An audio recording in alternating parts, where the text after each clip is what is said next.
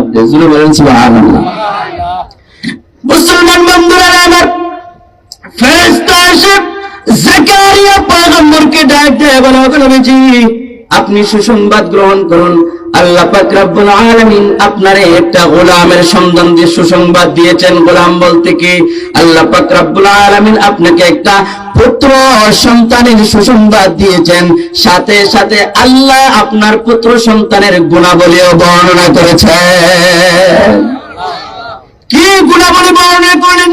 কোরআনুল কারীমের মধ্যে আল্লাহ পাক রব্বুল আলামিন জাকারিয়া পয়গম্বরের ওই ঘটনা উল্লেখ করে বলতেছেন, ওরে জাকারিয়া, তুমি যে আমার কাছে চাইলা, তুমি সুশীল সন্তান চাও, সুন্দর চরিত্রের সন্তান চাও, যে সন্তান কোন মেয়েদের প্রতি আকৃষ্ট বেশি থাকবে না, সে থাকবে দ্বীনের রাহবার হিসাবে, আমি আল্লাহ তোমার দোয়া কবুল করে নিয়া এমন একটা সন্তান দিলাম, যেই সন্তানটা হবে তার গোত্রের নেতা, আমি জন্মগতভাবে তার নবী হিসাবে কবুল করে নিলাম। এরপর আমি আল্লাহর নাম রাইখা দিয়া দিলাম, তোমার সন্তানের নাম হলো ইয়াহইয়া। সুবহানাল্লাহ। তো এই যে দোয়ার মাধ্যমে সন্তান পাইলেন, এই দোয়ার মাধ্যমে সন্তান পাওয়ার মাধ্যমে তিনি বরকতময় সন্তান লাভ করলেন না অযোগ্য সন্তান লাভ করলেন? বরকতময় যোগ্যতা সম্পন্ন সন্তান পাইলেন। তাহলে বুঝতে পারলাম কি, দোয়ার মাধ্যমে অসাধ্যকে সাধ্য করা যায়, কঠিনকে সহজ করা যায়। যে জিনিস দুনিয়ার মানুষের দ্বারা করা সম্ভব নয়, এটা দোয়ার মাধ্যমে করা সম্ভব কিনা? সম্ভব। দোয়ার মাধ্যমে আল্লাহ মানুষের জীবন পরিবর্তন করে দেন, দোয়ার মাধ্যমে আল্লাহ মানুষের অভাব অনটন দূর করে দেন, দোয়ার মাধ্যমে আল্লাহ মানুষের চরিত্র পরিবর্তন করে দেয়া দেন, দোয়ার মাধ্যমে আল্লাহ মানুষের অশান্তি দূর করে দেন। এইরকম এক্সাম্পল দুনিয়ার জমিনে হাজার হাজার আছে, আছে না নাই? একটা এক্সাম্পল দিতেছি, আল্লাহর ওলির কাছে এরকম অনেক মানুষ ওয়াজ শুনতেছে, ওয়াজের পাশ দিয়েই একটা গোলাম যাইতেছে, গোলামরে পাঠাইছে তার মনিব 4 টাকা দিয়া, 4 টাকা দিয়ে বলতেছে, বাজার থেকে আমাদের জন্য কিছু খাবার নিয়ে আয়, মদ নিয়ে আসবি, আমার জন্য আরো অন্যান্য জিনিস খাবারের নিয়ে আসবি। গোলাম ওয়াজের পাশ দিয়া যাইতেছে, আর হুজুর দোয়া, হুজুর ওয়াজ করতেছে। দোয়ার মাধ্যমে জীবন পরিবর্তন হয়, দোয়ার মাধ্যমে হেদায়েত লাভ হয়, দোয়ার মাধ্যমে সম্পদ বৃদ্ধি হয়, দোয়ার মাধ্যমে অভাব অনটন দূর হয়। যে আজকের এই মাহফিলে দোয়া করাইবে টাকা পয়সা দিয়া, তাকে তার জন্য আমি 4টি দোয়া করব, আল্লাহ 4টি দোয়াই কবুল করে নিয়ে আনবেন। সুবহানাল্লাহ। গোলাম এই কথা শুনলে বাজারে নিয়ে গেল, সোজা ওই গেটে দিকে হুজুরের কাছে এসে বলতেছে, হুজুর আমি 4 টাকা দিলাম। সুবহানাল্লাহ। 4 টাকা দিছে। বললেন কিসের জন্য দিলা? আপনি যে বলছেন 4টা দোয়া করবেন, এই জন্য দিলাম। কি কি দোয়া করব বলো? প্রথম নাম্বার দোয়া হইল, আপনি আল্লাহর কাছে দোয়া করেন, আল্লাহ যেন আমার মুনিবরে হেদায়েত দান করে। সুবহানাল্লাহ। মুসলমান বন্ধুরা আমার, যেই মুনিবের জন্য দোয়া চেয়েছে, সেই মুনিবের চরিত্র কেমন ছিল? গোলাম এবার খুলে বলতেছি, হুজুর আপনি আমার মুনিবের জন্য দোয়া করেন, সারা রাত্রি মদ খায়, নারী নাচায়, গান বাজায়, জীবনটাই শুধু গানে আর নাচে আর মদে কাটায়া দিল, আমারে গোলাম বানায় রাখছে, আজাদও কইরা দেয় না। ও হুজুর আপনি দোয়া করেন আমার মুনিবরে যেন আল্লাহ হেদায়েত দান করে। মুসলমান বন্ধুরা আমার, হুজুর আল্লাহর ওলি আবার ডাক দিয়ে বলতেছেন, হেদায়েতের মালিক আল্লাহ, আমি দোয়া করলাম আল্লাহ যেন হেদায়েত দান করে, তবে আমি গ্যারান্টি দিতে পারি না, কেন এই ক্ষমতা আমার কাছে নাই। 2 নাম্বার দোয়া কে কি করবো বলো? আবার গোলাম বলতেছে, 2 নাম্বার দোয়া হলো, আপনি এই দোয়া করেন যে আমার মুনিব যেন আমারে আজাদ করে দেয়া দেয়, আমারে আজাদ করে দেয়া দেয়, আমি আর গোলাম থাকতে চাই না। ঠিক আছে, তোমারে আজাদ করে দেয়া দিবে। আমি দোয়া করে নিলাম, আল্লাহ দোয়া কবুল করবে। 3 নম্বরে কি চাও? গোলাম এবার ডাক দিয়ে বলে, 3 নম্বরে আমি এইটাই চাই যে আমার মুনিব যে টাকাগুলো আমার হাতে দিল বাজার সদাই করার জন্য, এগুলো আমি আপনার কাছে দিয়া দিলাম, আমি যেন আমার মুনিবের কাছ থেকে ডাবল হাদিয়া পাই। সুবহানাল্লাহ। মুসলমান বন্ধুরা আমার, আল্লাহ ওলি বললেন ঠিক আছে, আল্লাহ পাক রব্বুল আলামিন সদকার বিনিময়ে 1 টাকা দান করার বিনিময়ে তোমারে ডাবল দান করবেন, 4 টাকা দান করার বিনিময়ে এর ডাবল তোমারে দেয়া দিবেন। আমি দোয়া করে দেয়া দিলাম। 3 নাম্বার কি, ওই সমস্ত দুনিয়ার মানুষের জন্য আল্লাহ মাফ করে দেয়া, 4 নম্বরে মাফ করে দেয়া যায়। এইভাবে 1টা 2টা 3টা 4টা দোয়া করায়া গোলাম তার মুনিবের বাড়ির দিকে চলে গেছে। যেই মুনিব নারী ছাড়া বুঝতো না, যেই মুনিব মদ ছাড়া বুঝতো না, ওই মুনিবের দরজায় যখন যায় দাঁড়াইছে, 1 ঘন্টা লেট হয়ে গেল। মুনিব রাগ করার কথা কিনা?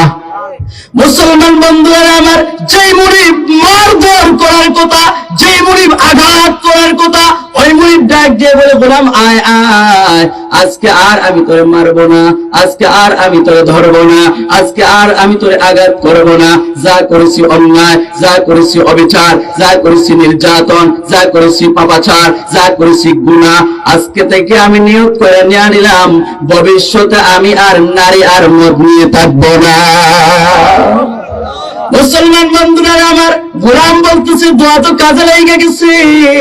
ও মুনিব, আপনি আর কি করবেন? এবার মুনিব ডাক দিয়ে বলে গোলাম রে, কতদিন তোরে নির্যাতন করছি, কতদিন তোরে কষ্ট দিছি, আমার কাছে গোলাম বানায় রেখে দেয়া দিছি, যা যা আজকে আমি তোরে ওই গোলামিয়ত থেকে আজাদ, অর্থাৎ আমি তোরে স্বাধীন বানায় দেয়া দিলাম। গোলাম চলে যাইবে, মুনিব ডাক দিয়া বলে আরে আয় যাইস না, আরো কাজ বাকি আছে। কি কাজ? একবারে আশরাফিয়া ভর্তি একটা তলি হাতে নিয়ে, টাকা ভর্তি একটা তলি হাতে নিয়ে কয় এইটাও আমি তোরে দেয়া দিলাম, যা এবার তুই স্বাধীন বাড়িতে চলে যা। আল্লাহ দোয়া কবুল করে নিয়ে আনিছেন। তাহলে মুসলমান বন্ধুরা আমার, এই যে আমরা দোয়ার মাধ্যমে বলতেছিলাম, দোয়ার মাধ্যমে মানুষের জীবন পরিবর্তন হয়। যেই মুনিব মদ নারী ছাড়া কিছুই বুঝতো না, ওই মুনিবকে আল্লাহ হেদায়েত দিচ্ছেন কিনা? দোয়ার পাওয়ার আছে না নাই? আজকে আমাদের ঘরে দোয়া আসেনি, দোয়া আসেনি, কিছু হলে মাঝারো যাও কি, যাও বাবার দ্বারো, যাও কি অমুক ফিরে দরবারো, যাও কি হমুক ফিরে টেঙ্গ, যাও কি হমুক ফিরে দরবারো, এরকম আছে না নাই?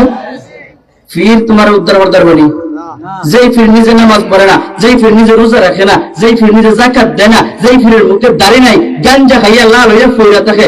আমি গত বছর না এর আগে আপনার এলাকার এক বন্ড আছে, এই বন্ডরে দইরা মোটামুটি একটু সাইজ করে ছেড়ে দিছিলাম, হ্যাঁ হয় ফিরি খাইলে বলে রোজা ভাঙ্গে না। নাউজুবিল্লাহ। আপনার আশপাশের এলাকায় গেছিল আমার জামালগঞ্জ, পরে রাত্রিবেলা রমজান সারা রাত্রি জাগ্রত, ওই বন্দরে ধইরা মোটামুটি তামসা যখন 4-5টা দিলাম, জিজ্ঞাসা করলাম কয়েক ক্লাস পড়ছিস? 2 ক্লাস পড়ছি। আমি কই খসাই ফির শব্দ এটা আরবি না বাংলা না উর্দু না ফার্সি কই জানি না। আমি কই তুই ফির হইল না? আমি কই ভালো কথা, তুই যে ফির, আমি তোর একটা মাসআলা জিগাই, কারণ মুরিদরা যখন নামাজ বেরা লাগাই লিব তখন ফিরে মুরিদরা নামাজের মাসআলা হইয়া দেওয়া লাগে কিনা?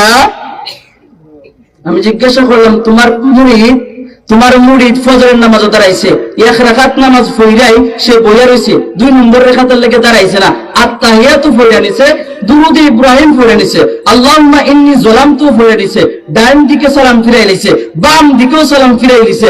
এরপরে মন হইছে আমি তো 1 রাকাত পড়ছি, এবং ফির সাহেব তুমি আমারে মাসআলা দাও, ওই মুরিদে নতুন কইরা নামাজ পড়বো না সুজা দাঁড়াইয়া 2 নম্বর রাকাত পুরা করব? মাসআলা দেন, সমাধান দেন। ফির সাহেব কয় জানি না। আমি বলি তুমি কেমন ফির হইলা? টানায়া যখন 2টা মারলাম, কয় বাবা আর জীবনে তোমরা এলাকা পাইতাম না। এরকম বন্ধ আছে নাই?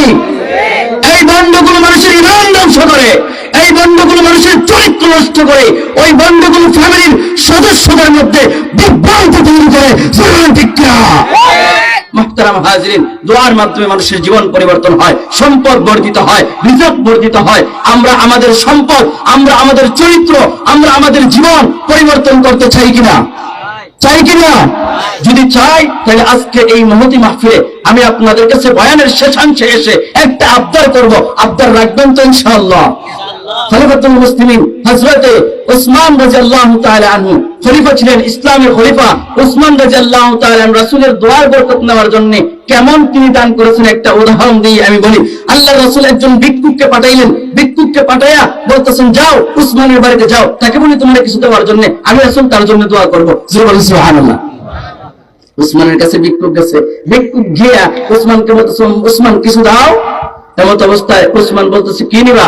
আমার ঘরে খাবার নাই, আমার কিছু দাও। তখন উসমান বললেন, তুমি মরুভূমিতে চলে যাও, আমি আসতেছি, আমার মিশর থেকে কিছু উট আসতেছে, মাল সামানা নিয়ে ওইখান থেকে তোমার একটা দেয়া দিব। সুবহানাল্লাহ। কয়টা দিবেন? একটা। ভিক্ষুক দাঁড়ায় রয়েছে, মিশর থেকে উট আসছে, উটের প্রথম উটের লাগামটা ভিক্ষুকের হাতে ধরায় দেয়া দিচ্ছেন। উট একটা যেদিকে যায় বাকিগুলা অন্যদিকে যায়, বাকিগুলা পিছে পিছে যায়। গোলাম যেই ফকির আসছে ওইটা সামনের উটটা নিয়ে সামনে যাইতেছে, পিছনের উটগুলো ওইটার পিছে পিছে যাইতেছে। পুরা 100 উট ওই প্রথম উটের পেছনে চলে গেছে। উসমান আকাশের দিকে তাকাইয়া মুস্কি হাসে। আমার রাসূল বলেন, উসমান সফল হয়ে গিয়েছে। সুবহানাল্লাহ। তাহলে আমি আজকের এই মজমা থেকে সময় তো সংক্ষেপ, আলোচনা আরো করলে 1 ঘন্টা লাগবে।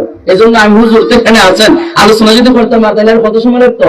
মোটামুটি আরো 1 ঘন্টা লাগতো মূল আলোচনা যদি যাইতাম। সময় তো নাই, এরপরে সংক্ষেপে নিয়ে আসলাম। আপনাদের কাছে আবদার, আপনাদের মসজিদের উন্নয়নের জন্য একজন যুবক, একজন বৃদ্ধ বাবাকে আমি চাই, যিনি প্রথম নাম্বার হাত উঠায়া বলবেন মসজিদের উন্নয়নের জন্য, হুজুর আমি আজকে এখানে যে সমস্ত উলামায়ে কেরাম আসবেন তাদের দোয়া নিতে চাই, আমার জীবন পরিবর্তন করতে চাই, আমার মা বাবার কবরের আযাব মিটাইতে চাই, আমার সুসন্তান আমি লাভ করতে চাই, আমার সন্তানদেরকে আমি জান্নাতি বানাতে চাই। এই নিয়তে আমি 10,000 টাকা সর্বপ্রথম আল্লাহর ঘরে মসজিদে দান করব। একজন যুবক সর্বপ্রথম হাত উঠায়া আল্লাহকে দেখা